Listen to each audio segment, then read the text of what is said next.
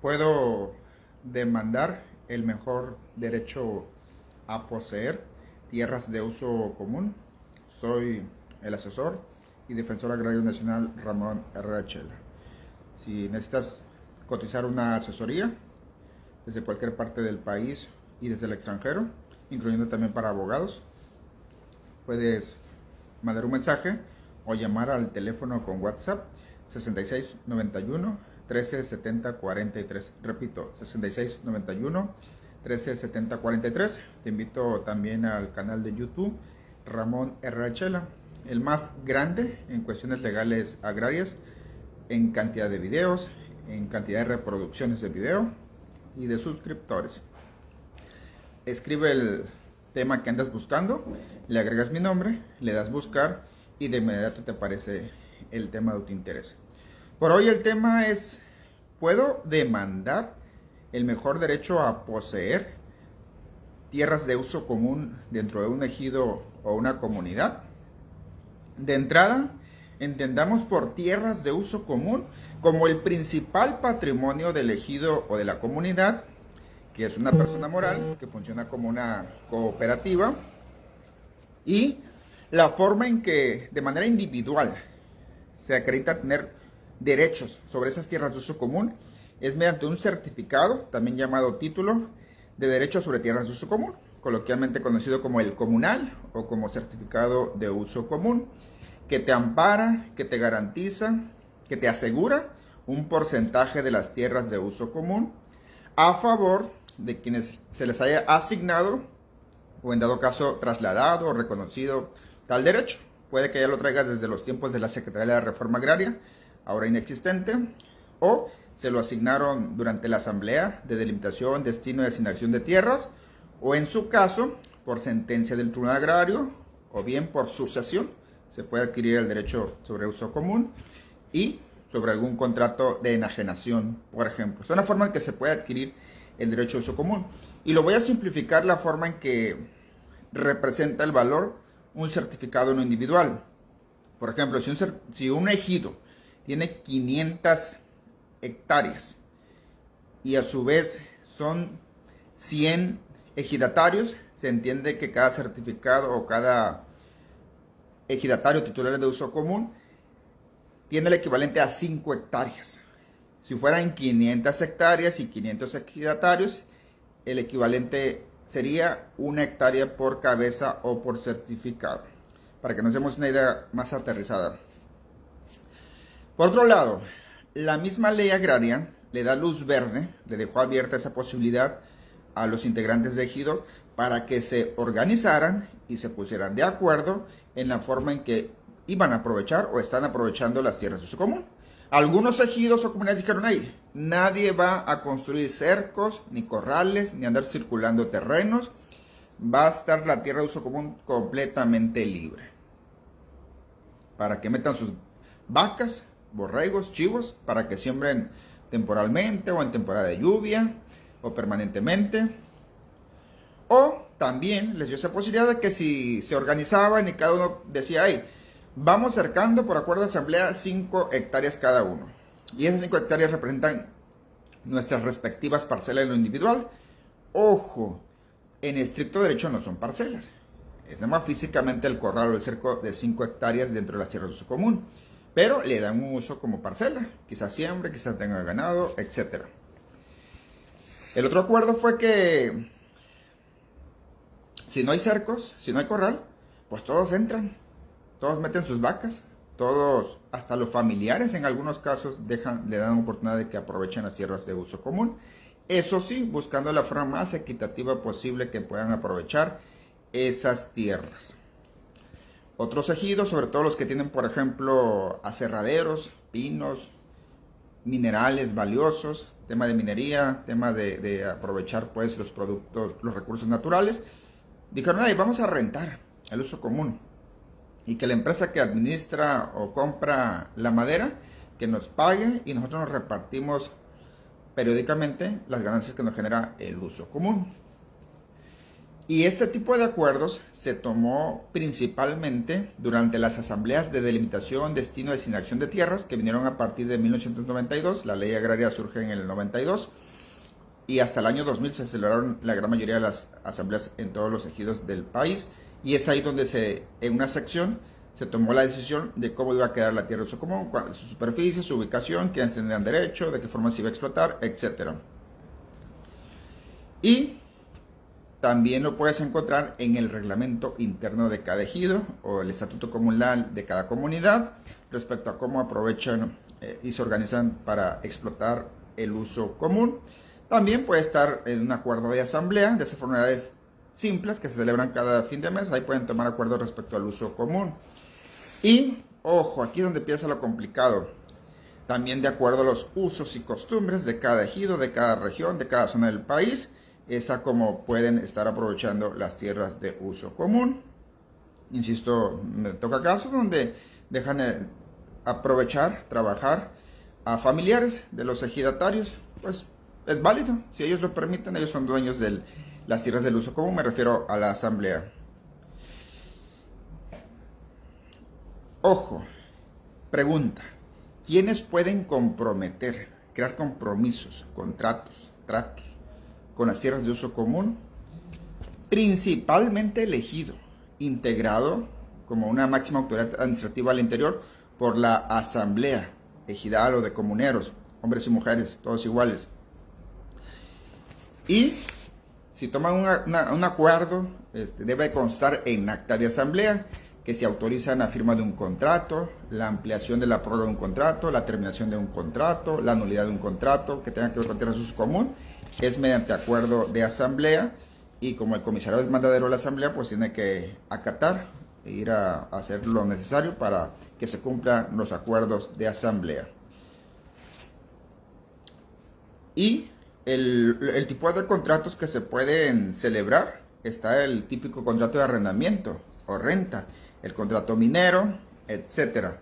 Pero también existen otros tipos de contratos que se celebran en lo individual. Por ejemplo, una enajenación onerosa del certificado de uso común, del título también llamado de uso común, no de la tierra, del certificado. Ahí tengo un video en el canal que hablo la diferencia entre enajenar el uso común en certificado e intentar enajenar la tierra de uso común, que una persona en lo individual no lo puede hacer. Más adelante explico por qué. Y el certificado en lo individual sí se puede adquirir si el ejidatario decide cedérselo gratuitamente o enajenarlo gratuitamente a favor de su hijo o de cualquier otra persona que esté previamente reconocida como ejidataria, vecindad o posicionario legalmente. O en su caso, el certificado, insisto y recalco, el certificado, el documento, el papel, también se puede adquirir mediante sucesión, ya sea una sucesión testamentaria, mediante un testamento público ante notario público, mediante una lista de sucesión, o en su caso intestamentaria, de acuerdo al estricto orden de preferencia. Y ojo, también no es contrato, pero también es una forma de afectar el uso común, es la expropiación por causa de utilidad pública, o también el derecho de vía, es otro instrumento que a veces puede ser un contrato, a veces puede ser un convenio, a veces puede ser un juicio o hasta un amparo. Así de interesante es, por ejemplo, el tema de la servidumbre de paso. Ok, recalcamos respecto a los usos y costumbres, a lo permitido, a lo que todo el mundo ve y deja pasar como normal. Es ahí donde se presentan los problemas. Hacen tratos, a veces de palabra, o tratos informales, que si le voy a heredar el uso común a mi hijo en vida, que si lo voy a repartir en vida, que si le voy a ceder la posesión a mi esposa, que si le voy a vender mi tierra en el uso común a mi compadre. Eso genera problemas, porque eso no se apega a la legalidad, pero sí a los usos y costumbres. Y cuando se presentan los problemas, aquí viene lo interesante: ¿quiénes pueden demandar? De entrada, el principal es el ejido, por medio del comisariado ejidal o de bienes comunales.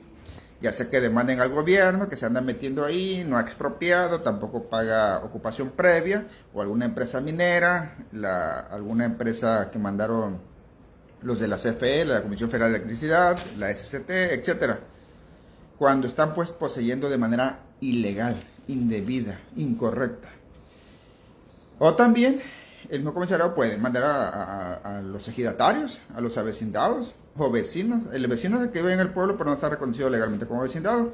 O al poseedor que entró a ejercer posesión de manera incorrecta, ilegal o indebida dentro de la tierra de uso común, pero no justifican pues legalmente que tengan derecho a estar ejerciendo, ocupando esa posesión. Y los típicos pleitos entre particulares que hicieron tratos informales, como te decía, que yo le heredé en vida. Mi papá me dejó por agradecimiento. La esposa, mi esposo me heredó. Pero no, la superficie física, lo que es la propiedad, no se hereda, no se compra. El certificado sí, y con el certificado sí puedes amparar cierta superficie respecto a la posesión nada más. De modo que son pleitos, pues, legales por la posesión física, por la posesión material, pero no por la titularidad del derecho amparado con el certificado de uso común. Y mucho menos va a ser un pleito por la propiedad que corresponde legalmente al ejido, como único dueño legítimo, salvo que un pequeño propietario asegure que le midieron al ejido, a favor del ejido le midieron unas hectáreas, que es pequeña propiedad, que fueron afectados por ejemplo, una expropiación, pero que les quedó una superficie y que el ejido las tiene en posesión física o que indebidamente se las midieron durante el procede. Ahí sí está en juicio, en pleito, la propiedad de esa zona en conflicto. ¿Y a quiénes les demanda? ¿Contra quién va la demanda? Contra el ocupante físico, o en su caso, si es elegido quien demande, quien tenga la ocupación, quien asegure que le corresponde esa superficie. En pocas palabras, no se enreden cuando anden buscando a quién van a demandar. Si ustedes son el abogado o la abogada del ejido, del comisariado, de la asamblea, pues demanden a quien físicamente esté ocupando. Y al revés, si ya tienen la posesión y el ejido se las quiere quitar, pues la demanda la van a presentar sin duda contra el comisariado como representante del ejido, o al menos que sea un particular quien les quiere despojar de la posesión del uso común, demanden a ese particular, sea o no ejidatario. Por cierto, por lo general, cuando hay conflictos en las tierras de uso común, pues conflictos de posesión, como el caso que les explico, por oficio el tribunal manda a llamar al comisariado como representante del ejido, pues por si le puede afectar los intereses colectivos del ejido, pues que se defienda, que defienda los intereses del ejido. Así las cosas, a manera de recomendaciones y advertencias importantes. Entonces, ¿sí se puede demandar el mejor derecho a poseer las tierras de uso común? Sí. Ya expliqué los motivos de cuando sí y en ocasiones no, dependiendo de lo que intentes demandar. No demandes la propiedad del uso común, esa no la vas a ganar. Sí puedes demandar la posesión, si por ejemplo hay un contrato vigente, si hay actos previos que te justificaron la posesión del uso común. Porque recordemos que el patrimonio del ejido son las tierras de uso común, las cuales son imprescriptibles, inembargables e inalienables, es decir, nadie se las puede enajenar en lo particular a su favor. Pero el certificado de uso común sí lo puedes enajenar, sí lo puedes adquirir, ya explico las formas. Esto es de acuerdo al artículo 80, cuando se trata de un contrato de enajenación gratuita u onerosa también puede ser. La posesión física y material del uso común, entonces, por costumbres, sí la venden, entre comillas, porque no es un contrato de compraventa en cierto derecho. Sí la entregan, sí la ceden la posesión física. Pero, por lo general lo hacen de manera indebida, de manera ilegal, de manera irregular, que eso son los que provocan las demandas, y sobre eso es lo que te pretendo advertir, que tengas cuidado. Cuando te topas con este tipo de problemas, consulta al especialista. De eso jamás te vas a arrepentir de pedirle una opinión. Aunque ya traes tu abogado o abogada, no está por demás una segunda opinión. Pues aprovecha la tecnología para recibir asesorías, sobre todo pues para que no andes comprando problemas, no te andes metiendo en problemas. Y en dado caso, pues para ver si todavía puedes proteger, retener la posesión física. A veces no consultan al especialista por ahorrarse dinero. y pierdes el dinero de los honorarios, las vueltas, pierdes también la tierra que pretendías poseer y que legalmente nunca fue tuya, pero la tenías en posesión. Y peor aún, si ya le construiste un rancho, una casa, si ya le invertiste en mejoras de la tierra, pues ahí aplica el dicho que nadie sabe para qué trabaja y todo por confiar. Así que cuidado, ya para finalizar eso, cuidado con las promesas de palabras. No se puede adquirir la posesión por pura palabra de tierras de uso común. Investiguen el estatus legal antes de hacer cualquier compromiso, porque ahí se aplica el dicho de que papelito habla.